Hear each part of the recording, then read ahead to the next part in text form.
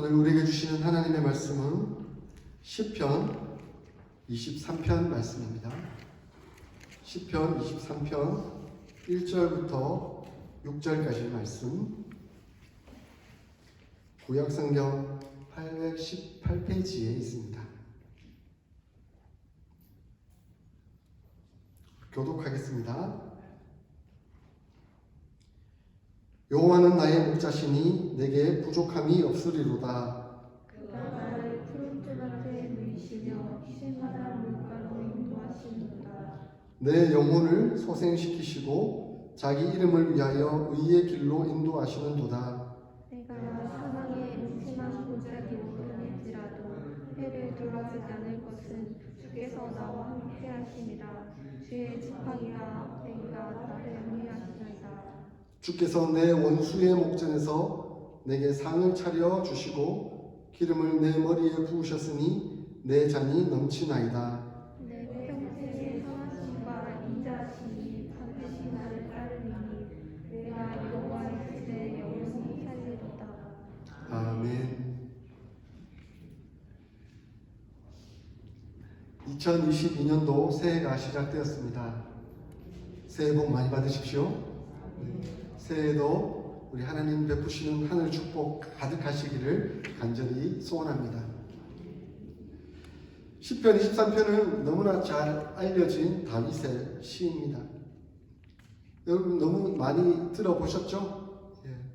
그래서 너무 많이 들어보시고 잘 아는 말씀을 제가 전하기가 사실 부담이 되더라고요. 그래서 저는 조금 다른 관점으로 내가 여호와의 집에 영원히 살리로다, 우리의 의지적 결단과 고백을 드리는 측면에서 이 말씀을 한번 살펴봤으면 좋겠다라고 생각했습니다. 여호와 하나님에 대한 이 다윗의 고백이 담겨져 있습니다. 저는 오늘 마지막 6절을 보면서 다윗 자신이 이 여호와는 나의 목자시다라는 고백 이후에 그 결단, 의지적 결단을 드리는 것을 보게 됩니다. 내가 여호와의 집에 영원히 살리로다. 내가 여호와의 집에 영원히 살리로다. 영어로 보니까 I will dwell in the house of the Lord forever 이렇게 적혀 있더라고요. 그래서 will이라는 의미를 썼잖아요. will은 의지를 그리고 강한 믿음을 표현하는 단어입니다. 미래에 내가 할 것이라는 의미를 담고도 있지만 이것은 강한 의지를, 그의 고백을 담고 있는 것입니다. 나는 여호와의 집에 영원히 살겠습니다. 하나님, 나는 여호와의 집에 영원히 살겠습니다. 이 고백이 그의 고백이었다는 것입니다. 여호와의 집은 물론 물리적으로 보면 예루살렘에 옮겨진 하나님의 언약궤를 둔 성전이라고 말할 수가 있겠죠. 그러나 여호와의 집은 공간적인 제한을 뛰어넘어서 특정한 장소에 국한되기보다는 삶의 전 영역에서 하나님과 더 깊은 관계를 가지겠다라고 고백하는 의미가 담겨져 있습니다. 우리 하나님 어디에 계시죠? 우리 하나님은 어디에나 계신 분이시잖아요. 상징적인 의미에서 성전을 보여줄 수는 있지만 우리 하나님은 어디에나 계십니다. 그리고 우리 하나님은 우리 안에 계시죠. 그러므로 내가 여호와의 집에 영원히 살겠습니다 하는 이 고백은 내가 어디에나 계신 주님, 내 안에 계신 주님과 늘 교제하며 그분과 더불어 살겠습니다 하는 그 의지적 결단 고백이라는 것입니다. 여러분, 우리 주님과 영원히 살겠다 하는 이 고백은 결국은 내가 주님과 더불어 먹고 주님과 더불어 마시며 주님과 늘 동행하며 은혜로 살겠습니다 하는 이 결단이 담겨져 있는 것입니다. 우리 주님과 더불어 은혜롭게 살 수 있는 가장 좋은 방법이 무엇입니까? 그것이 바로 은혜의 방편이지 않습니까? 은혜의 방편은 바로 말씀과 기도에 있습니다. 말씀과 기도로 우리 주님과 동행하며 주님의 집 안에서 영원히 살 수 있는 방법이 있는 것이죠. 그러므로 내가 다윗과 같이 올 한 해 우리 주님의 집 안에서 영원히 살겠습니다 하는 의지적 결단을 드린다는 것은 올 한 해 제가 말씀과 기도로 살겠습니다 하는 그 표현이 담겨져 있습니다. 다윗이 이렇게 고백할 수 있었던 이유는 하나님과의 관계 속에서 하나님이 누구이신지를 잘 알고 그분이 내 인생을 어떻게 책임지시고 돌보시며 베푸시는가 하는 것을 믿었기 때문입니다. 여호와는 누구십니까? 1절에 여호와는 나의 목자이십니다. 여호와는 나의 목자이십니다. 라고 고백하고 있습니다. 여호와는 나의 목자이십니다 라는 고백은 달리 말하면 나는 그의 양입니다 하는 것을 인정하는 겁니다. 그러므로 여호와는 나의 목자이십니다. 저는 양입니다. 이런 고백을 담고 있는 것이죠. 양의 특성을 여러분 많이 들어보셨을 텐데 양은 시력이 아주 약합니다. 그래서 멀리를 내다보지 못해서 앞양만 보고 따라갑니다. 뿐만 아니라 이 양이 여러분 온순하다고 생각하는데 아닙니다. 양은 고집이 엄청 세요. 그래서 길들여지지 않는 동물 중에 하나가 양이라고 해요. 여러분 양이 서커스에 나오는 거 보셨어요? 양은 서커스에 못 나와요. 왜냐하면 길들여지지 않아요. 시키는 대로 안 해요. 그 말은 뭐냐면 양이 철저히 이기적이고 고집이 센 동물이라는 겁니다. 그래서 제멋대로 막 행동을 하고 그래서 주인을 곤란하게 할 때도 있고 또 양이 화가 났을 때 막 점프를 해가지고 막 주인에게 달려드는 그런 모습들도 보일 수가 있습니다. 그러므로 이 양은 시력도 약하고 털도 막 너무 촘촘하고 보슬보슬해서 그 안에 막 때가 잘 끼고 더럽혀지고 그리고 고집이 너무 세서 지 맘대로 하는 그런 특성을 가지고 있습니다. 자, 이런 특성을 생각하면서 이제 자기 자신에게 나는 양입니다. 이렇게 한번 해보십시오. 아무도 안 하시네요. 왜 안 하시죠? 나는 양입니다. 나는 내 앞길도 잘 못 보고 미래도 내다보지 못하면서 고집이 세서 내 마음대로 하고 쉽게 더럽혀지며 그런 연약한 인생의 모습입니다. 저는 양입니다. 자, 이렇게 고백할 수밖에 없는 것입니다. 그래서 이사야서에서 53장 6절에 우리는 다 양 같아서 각기 제 길로 갔거늘 우리 인생이 얼마나 연약하고 부족하며 자기 마음대로의 삶을 살아가고 있는지 하는 것을 잘 보여줍니다. 이런 양의 특징이 잘 단적으로 보여주는 제가 뉴스를 본 적이 있습니다. 2005년도에 터키에서 500마리의 양이 절벽 아래로 떨어져 버렸습니다. 목동이 그 양들을 치는 목동들이 잠시 식사를 한다고 한눈을 파는 사이에 그 중에 한 양이 지 마음대로 제 길을 간 거죠. 그랬더니 그 뒷양이 그대로 따라가는 거예요. 한 마리 따라가는데 그 앞양이 절벽인지도 모르고 따라가서 절벽 아래로 떨어졌는데 그 뒷양은 앞도 보지 못한 채 그 앞양만 따라가다 계속 절벽 아래로 떨어졌어요. 무려 500마리나 떨어졌습니다. 그 중에 450마리가 죽었습니다. 50마리는 살았어요. 그 50마리 왜 산지 아세요? 앞에 450마리가 쿠션이 돼가지고 앞에 450마리가 먼저 떨어져 있으니까 그 위에 이렇게 떨어지니까 다행히 50마리는 살았다고는 하는데 참 비극적인 안타까운 일입니다. 그러므로 양은 목자 없이는 살 수 없는 존재입니다. 목자 없이는 살 수 없습니다. 내가 여호와는 나의 목자이십니다 라고 고백하는 것은 곧 여호와 없이는 나는 살 수 없습니다 라고 고백하는 것입니다. 저는 철저히 우리 주님 의존적인 존재입니다. 나 혼자 살아갈 수 없습니다 라고 고백하는 것입니다.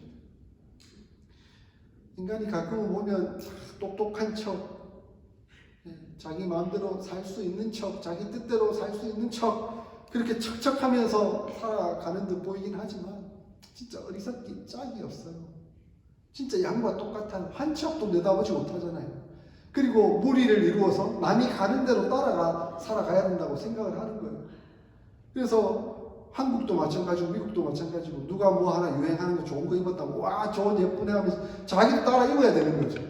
그래야 나도 뭐 폼이 나는 것처럼 세상이 말하는 그 유행에 따라서 살아가야만 나도 살아가고 있는 것처럼 생각하는 거죠. 그러면서 그것이 마치 인생을 살아가는 지혜이며 자기 고집부리며 마음대로 살아가는 그런 연약한 모습들이 우리에게 있습니다. 여호와는 나의 목자시니 오직 주님만이 나의 목자이십니다. 오직 주님만이 내 길을 아시고 나를 인도하시는 분이십니다. 우리는 그렇게 고백하며 살아가야 합니다. 그런데 내가 나의 목자가 되거나 아니면 돈이 나의 목자가 되거나 세상의 유행이 나의 목자가 된다면 우리는 그 잘못된 방향에 빠져들 수밖에 없습니다. 우리는 항상 그 잘못된 길을 따라가다가 부족함을 느끼는 거죠. 목마르다, 답답하다, 힘들다. 파스칼이 말했듯이 인간에게 누구나 심년에 구멍이 있다. 근데 그 구멍을 채울 수 있는 유일한 존재는 하나님뿐이시다. 하나님밖에 없는데 그 하나님이 아닌 다른 존재를 채우려고 하다 보니까 그것은 마치 소금물이 되어 바다의 소금물과 같이 마시면 마실수록 더 갈증을 느끼게 되고 결국 죽을 수밖에 없는 그런 상황이 되는 것이죠. 다른 곳에 목적을 두지 마십시오. 다른 것을 따라가지 마십시오. 그곳에는 늘 부족한 뿐입니다. 그러나 우리 주님을 따를 때 우리는 진정 고백을 드릴 수 있습니다. 내게 부족함이 없습니다. 우리 주님을 따를 때 우리 주님은 우리에게 모든 것을 채워 주십니다. 2절, 3절, 4절, 5절 계속 그것을 말씀하고 있지 않습니까? 2절에 푸른 풀밭 쉴만한 물가로 우리를 인도하신다라고 말씀합니다. 우리 주님은 언제나 가장 좋은 곳으로 우리를 인도하십니다. 여러분 지난 우리 인생의 삶들을 한번 돌아보십시오. 우리 주님께서 우리를 어디로 어떻게 인도해 주셨는지. 세상 사람들은 끊임없이 자기 욕망에 따라 세상의 방법을 따라 살아가도록 그것에 이끌림을 받아 살아왔지만 끊임없이 부족함을 느끼며 그것에 고통하고 아파했지 않습니까? 그러나 우리는 우리 주님 따라왔을 때 우리 주님 은혜로운 가정 주시고 은혜로운 교회 주시고 그 안에 나와서 우리 주님 바라보며 찬양하며 성도들 서로 사랑하며 감사로 점철될 수 있도록 우리를 인도해 주시지 않으셨습니까? 우리 주님이 하나님의 말씀이 교회가 바로 푸른 초장이 되고 우리에게 맑은 물이 되어 우리에게 마음껏 베푸시는 은혜의 역사가 되는 것이죠. 우리 하나님은 우리를 그곳으로 인도해 주셨습니다. 3절에 내 영혼을 소성시키신다라고 말씀합니다. 이 소성이라는 말을 영어로 보니까 restore라는 단어를 쓰고 있습니다. 회복시켰다라는 의미를 담고 있는 것이죠. 이 의미를 제가 이렇게 살펴본다고 이렇게 보니까 양을 치다 보면 이 목동이 다 데리고 갔다 왔는데 세어보면 꼭 한 마리가 없어지는 때가 생깁니다. 그래서 그 목자는 그 한 마리의 양을 찾으러 막 다니는 거죠. 왔던 길들을 이렇게 따라가 보면 꼭 이 한 마리가 어디 새 나가가지고 웅덩이 같은데 양은 이렇게 뚱뚱하고 털이 많고 다리가 짧다 보니까 웅덩이에 이렇게 제대로 짚지를 못하고 이렇게 넘어지게 되는 거죠. 다리가 짧으니까 넘어졌는데 얘들은 바로 서질 못하고 굴러버려요. 구르다가 뒤집혀 버리는 거죠. 그러니까 제대로 일어서지를 못하는 거예요. 뚱뚱하고 털이 많고 다리는 짧고 여러분 그 모습 한번 상상해 보십시오. 웅덩이에 뒤집혀 가지고 배를 딱 까고 있는 이 모습. 그 광야 지역의 맹수들이 얼마나 많습니까? 나 잡아 잡수셔 하는 그 상황이지 않습니까? 완전 이제 공격할 어떤 무기도 없고 어떤 야생의 습성도 없는 그 양이 그냥 그대로 죽을 수밖에 없는 것이죠. 근데 이 소성시킨다는 말, 리스토어라는 표현은 그 목자가 그 양을 찾아다가 이제 바로 일으켜준다는 의미를 담고 있습니다. 살려준다는 의미를 담고 있는 것이죠. 내 영혼을 소성시키셨다 하는 것은 내가 죽을 수밖에 없는 그 영적 상태에 놓여 있는데 우리 하나님께서 나를 소송시키셔서 살리셨다. 내 영혼이 죽을 수밖에 없는 들어 누워 있는 상태인데 내 영혼을 바로 일으켜 세워 주셨다라고 말씀하고 있는 것입니다. 그러면 우리 영혼은 우리 주님을 만난 것이죠. 우리 영혼은 우리 주님의 은혜 가운데 바로 서게 된 것이죠. 그러면 우리 영혼은 바로 우리 주님을 향해, 하나님을 향해, 은혜를 향해 달려갈 수 있게 된 것입니다. 그리고 4절에 내가 사망의 음침한 골짜기를 다닐지라도 해를 두려워하지 않을 것은 늘 주님이 나와 함께 하시기 때문이다 라고 고백하고 있습니다. 우리가 인생을 살아가다 보면 때로는 사망의 음침한 골짜기를 지나야 할 때도 있습니다. 그러나 목자가 함께 한다면 늘 그것을 안전하게 지켜주고 보호해 주실 것입니다. 우리는 그 믿음이 있기 때문에 우리 주님을 따라갑니다. 특별히 우리 주님은 그 지팡이와 막대기로 우리를 안위하신다라고 말씀합니다. 그러므로 해를 두려워하지 않는다. 여기서 해는 위험을 의미하는 것이 아니라 영어로 보면 잘 표현되어 있는데 evil, 악을 의미합니다. 그러니까 주의 지팡이와 막대기가 우리를 안위하고 있기 때문에 우리가 그 악으로부터 보호하심을 받는다 하는 의미가 담겨져 있습니다. 그러므로 이 지팡이와 막대기는 어쩌면 우리 하나님께서 목자가 되셔서 우리를 보호하시기 위해 어떤 맹수들과 싸우기 위해 보호하기 위한 것이 될 수도 있지만 우리가 그 길에서 벗어나 잘못된 길로 갈 때 막으려고 하는 회초리가 될 수도 있습니다. 이해가 되세요? 그러니까 주의 지팡이와 막대기가 우리를 안위하신다는 것은 우리로 하여금 악으로 가지 않도록 우리를 보호하는 것이 될 수가 있는 것입니다. 그러므로 주의 지팡이와 막대기는 우리를 교정하는 교정의 도구가 됩니다. 하나님의 회초리가 될 수도 있는 것이죠.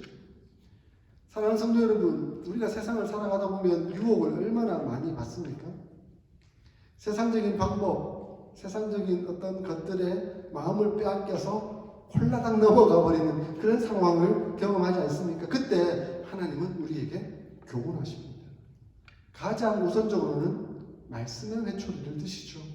우리의 양심을 사용하셔서 우리의 양심은 이미 하나님의 말씀을 받았기 때문에 하나님의 말씀에 반응하게 되어 있습니다. 왜냐하면 성령님께서 우리를 주관하시고 이끄시니까요. 그래서 말씀을 들었을 때 하나님이 지금 내게 이렇게 말씀하시는구나. 지금 내가 이렇게 가는 그 길이 악의 길이고 하나님으로부터 반대되는 길이구나 하는 것을 깨닫도록 하나님 도우시고 역사하십니다. 그래서 말씀의 회초리에 한 대 맞으면 뜨끔해서 우리 양심의 가책을 느끼고 하나님 잘못했습니다. 죄송합니다. 제가 바른 길로 가겠습니다 하고 돌아오게 되는 것이죠. 근데 우리가 양 같아서 참 교만해서 고집이 세서 그러면서 양심의 가책이 있는데도 꾸역꾸역 가는 사람들이 있어요. 그리스도인임에도 불구하고. 그럴 때 하나님은 진짜 지혜를 주십니다. 상황과 환경을 이용하시기도 하죠. 우리에게 고난과 위험과 어려움에 처하게 만들기도 하십니다. 그것이 하나님의 지팡이와 막대기가 되는 것이죠. 그래서 내가 혹시 양심을 가책을 받고도 잘못된 길로 계속 가고 있는데 어떤 상황이 나를 심각하게 어렵게 만들었다라고 하시면 그것은 하나님의 회초리라고 생각하셔야 됩니다. 그럼에도 불구하고 끝까지 가면 방법이 없어요. 죽는 것뿐입니다. 그때 돌이키고 돌아와야만 합니다. 하나님의 지팡이와 막대기가 우리를 안위하십니다. 우리를 보호하십니다. 그 하나님의 지팡이와 막대기에 우리 자신을 내어드려야 합니다. 때로는 회초리로 달게 맞아야 하는 것이죠. 그러할 때 우리는 바른 길로 갈 수 있는 은혜가 있습니다. 여러분, 주의 지팡이와 막대기가 때로는 무섭기도 하고 아프기도 하고 힘들기도 하지만 그걸 두려워해서는 안 되고 은혜이다. 이건 하나님의 은혜이다. 하나님의 은혜의 방편이다. 나를 살리게 하시는 하나님의 도구이다 하는 것을 우리는 인정해 드려야 합니다. 그럴 때 진정 주의 지팡이와 막대기가 우리를 보호하시고 지키시며 은혜로 인도해 주실 것입니다. 5절에 목자이신 주님은 원수의 목전에서 우리에게 상을 베푸신다, 상을 차리신다라고 말씀하고 있습니다. 하나님은 원수가 보는 그 앞에서 우리에게 밥상을, 잔치의 상을 차리셔서 우리로 마음껏 먹게 하신다, 은혜를 베풀어 주신다라고 말씀합니다. 사실 원수가 저기 보이는데 밥이 넘어갑니까? 원수만 생각하면 답답하고 잠이 안 오고 소화도 안 되고 힘들어지지 않습니까? 그런데 그런 상황 속에서도 우리 주님은 상을 베푸셔서 우리에게 잔치를 베풀어 주신다라고 말씀하고 있습니다. 그 이유는 우리 주님과 함께하는 그 잔치의 상이 가장 안전하기 때문에 그렇습니다. 그곳이 가장 안전하고 따뜻한 곳이기 때문에 그렇습니다. 우리 주님은 가장 연약한 모습으로 십자가에 못 박혀 죽으시는 그런 과정을 거치셨지만 그 가장 연약한 모습을 신비로 바꾸셔서 우리 하나님의 영광의 부활로 살아나셨습니다. 그것이 십자가의 승리입니다. 그 십자가의 승리로 진정한 승리가 무엇인가 하는 것을 하나님은 예수 그리스도의 사역을 통해 우리에게 베풀어 주신 것이죠. 보여주신 것이죠. 그 십자가의 놀라운 그 구속의 은혜, 구속의 사역을 통해 진정한 승리가 무엇인지 보여주시고 그러므로 우리에게 식탁의 은혜를 우리에게 베풀어 주셨죠. 이 식탁은 오늘날 성찬식이라고도 볼 수 있겠죠. 예수 그리스도의 그 피, 그리고 예수 그리스도의 그 몸, 그걸 먹고 마심으로써 우리가 주님과 동행하며 은혜로 삶을 살아가는 그것을 보여주시는 것이죠. 그러므로 하나님은 우리에게 식탁의 기쁨에 초대하십니다. 원수가 보는 앞에서 우리로 가장 안전하고 가장 편안하고 가장 따뜻하게 식사를 베풀어 주시고 우리를 초청해 주십니다. 그러므로 불안해하지 마십시오. 원수가 생각나면 하나님 다 맡겼습니다. 주님의 은혜에 다 맡겼습니다. 저는 이제 그 사람 다 용서하고 우리 주님 베풀어 주신 십자가를 바라보며 사랑으로 나아갈 뿐입니다. 그러므로 저는 이제 소화가 안 되고 답답해하고 그러지 않습니다. 우리 주님 베풀어 주신 은혜 속에 있습니다. 그렇게 고백할 수가 있는 것이죠. 이 하나님의 밥상은 먹고 마시는 것이기도 하지만 결국은 하나님의 말씀이지 않겠습니까? 말씀이 육신이 되어 우리 가운데 거하시네. 예수 그리스도의 몸과 피, 그분이 직접 우리에게 오신 하나님의 말씀으로 오셨습니다. 예수님께서 오셨을 때 요한복음 10장 10절에 내가 온 것은 양으로 생명을 얻게 하고 더 풍성히 얻게 하려 함이라 라고 말씀하셨습니다. 그러므로 우리가 예수님과 함께 식탁의 교제를 나눈다는 것, 그것은 말씀으로 풍성하고 말씀으로 충만하게 된다 하는 것을 의미합니다. 그래서 저는 목사로서 우리 모든 성도들이 이 말씀으로 충만하게 되기를 소원합니다. 말씀으로 풍성하게 되시기를 소원합니다. 그래서 어떻게 하면 우리 성도들로 하여금 말씀으로 충만하고 풍성하게 할 수 있을까? 아내와 또 여러 가지 대화하고 또 고민하면서 또 기도하면서 성경 통독을 하고 그 성경을 더 잘 이해할 수 있도록 도와드리고 하는 것이 목사의 역할이겠다라고 생각했습니다. 그래서 칼럼을 잘 읽어보시고 칼럼에 나온 대로 좀 마음에 새기시고 좀 따르셨으면 좋겠습니다.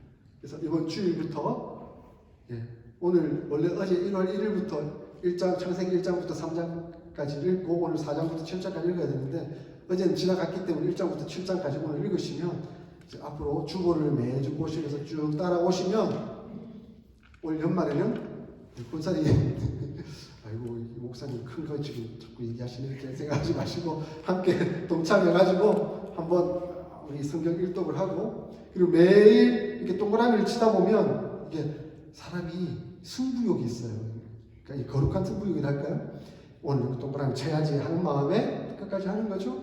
그리고 성취욕도 있는 거죠. 이렇게 그래서 일주일마다 성취욕을 경험하면서 이제 하루하루 매주 그렇게 달려갔을 때, 그리고 제가 3월부터 그리고 9월부터 신약과 구약과 신약을 이제 여러분에게 도움을 드리기 위해서 좀 쉽게 강의를 좀 하려고 합니다.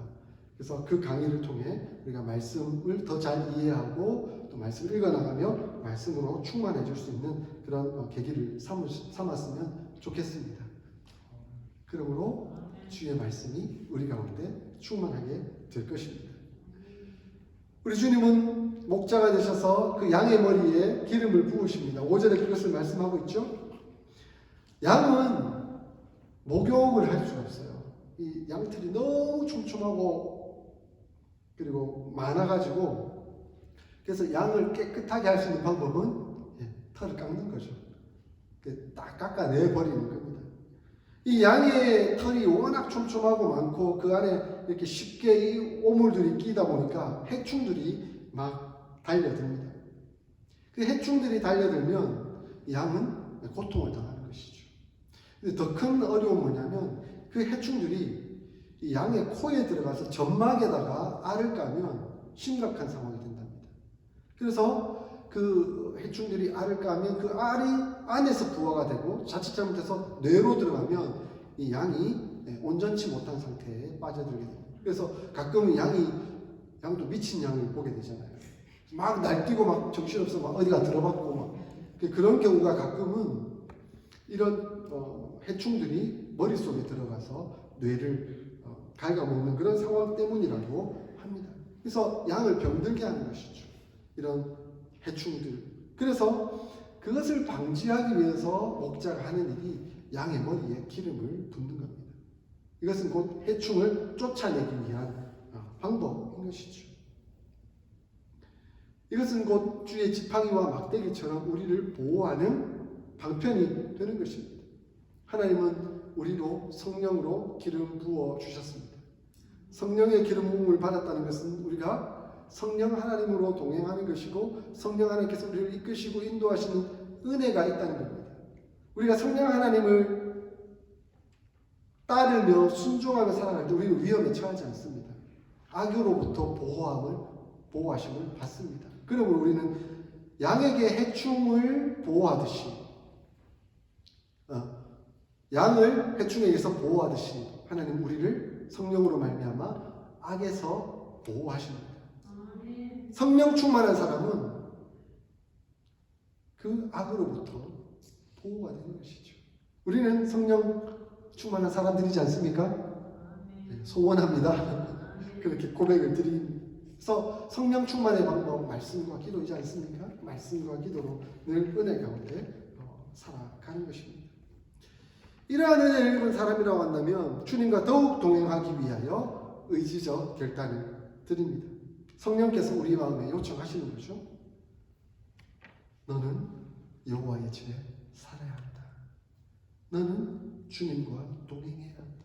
성령님은 늘 우리의 마음속에서 그렇게 말씀하고 있습니다.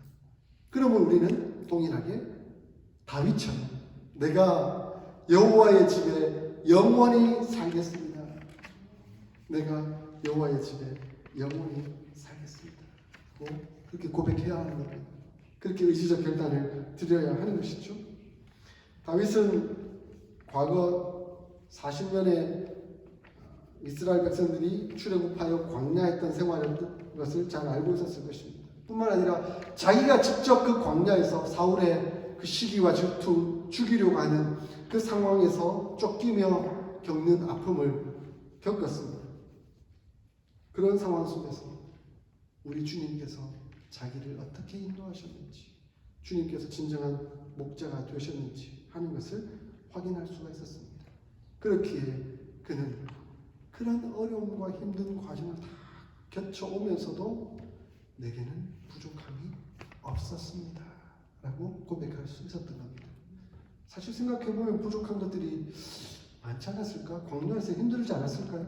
그런데도 부족함이 없었습니다. 라고 고백할 수 있는 것이죠. 그럴 수 있는 것은 사실 부족한 게 있어서 부족함을 느낀 게 아니라 그 부족함을 느끼는 건 불평인 거죠. 불평일 뿐입니다. 하나님 우리에게 다 필요한 대로 채워주고 계십니다. 우리가 못 먹고 못 입어서 고통당하는 사람이 있습니까? 너무 잘 먹고 잘 입어서 고통당하는 사람 많죠? 현대에는.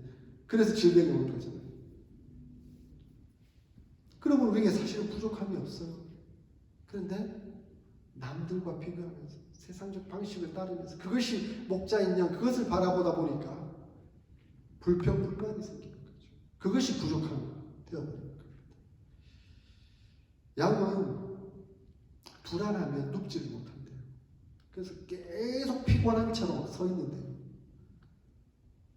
우리가 계속 이 세상 속에서 긴장 속에 살아가고 있다는 것은 어쩌면 주님의 목자 되심을 인정하지 못하고 있지는 않는지, 여전히 세상살이 속에서 불평하고 있지는 않는지 돌아보게 됩니다. 평안히 누우십시오. 평안히 누우십시오. 우리 주님이 목자 되십니다. 불평하지 마시고 누우십시오. 우리 주님의 산다는 것은 이제 우리가 하나님의 백성이 되었고 예수 그리스도의 제자가 되었다는 것을 의미합니다. 그러므로 늘 주님과 동행하는 삶을 사는 것이죠. 이러한 삶을 살아가는 사람들은 당연히 우리 주님께서 인정하고 인도하시는 그 인자하심과 선하심이 있습니다. 왜냐하면 우리를 의의 길로 인도하셨기 때문입니다. 의의 길로 인도하시는 은혜의 삶을 따라가면 우리는 자연스럽게 선하고 인자하심이 따르게 됩니다. 이것은 자연스러운 열매인 것이죠. 성령의 열매라고도 말할 수가 있을 것입니다. 3절에서 그것을 말씀하고 있지 않습니까? 우리의 영혼을 소성시키신 이유는 자기 이름을 위하여 의의 길로 인도하기 위함입니다. 그러므로 우리가 영혼이 새롭게 되고 주님의 그 집 안에서 은혜롭게 살면 살수록 선하심과 인자하심이 우리의 삶을 따라서 우리가 빛과 소금의 역할을 감당하는 삶을 살게 되고 하나님의 이름에 영광을 돌려드리는 삶을 살아가게 되는 것이죠. 제3계명 너는 내 하나님의 이름을 망령되이 부르지 말라. 우리는 그 계명에 순종하며 은혜로 살겠다는 것입니다. 주님의 집에 살겠다는 표현은 주님의 영광을 위해서 의의 길을 따라 사는 삶이고 선하심과 인자하심이 우리에게 나타나 주님의 이름을 높이는 삶이 되는 겁니다. 사랑하는 성도 여러분, 우리가 온전히 주님의 은혜 가운데 살기를 원합니다. 선하심과 인자하심 우리를 따르기를 소원합니다. 그래서 우리의 삶을 통해 하나님의 영광을 드러내는 삶을 살기를 소원합니다. 마무리 지으면서 예화를 하나 듣게요. 재미있는 예화를 제가 하나 보았습니다. 청소년들이 암송대회를 했대요. 그래서 그때 암송대회의 본문이 여호와 그 시편 23편이에요. 근데 교회에 나온 지 얼마 안 된 친구가 아직 교회 문화에 익숙하지 않으니까 그래도 시편 23편 암송한다고 암송을 했는데 막상 앞에 나오니까 여호와는 나의 목자시니 내게 부족함이 없으리로다 라고 하고 나니까 그 다음 절이 생각이 안 나요. 그래도 교회에 나온 지 얼마 안 된 친구니까 선생님이 응원하면서 막 기다려주는 거예요. 그랬더니 이 친구가 여호와는 나의 목자시니 내게 부족함이 없으리로다 하면서 또 생각이 안 나는 거예요. 근데 마지막으로 이 친구가 여호와는 나의 목자시니 내게 부족함이 없으리로다 하고는 생각이 안 나니까 부족함이 없는데 뭐가 더 필요하겠습니까? 이걸로 마치겠습니다. 이렇게 하고 끝냈답니다.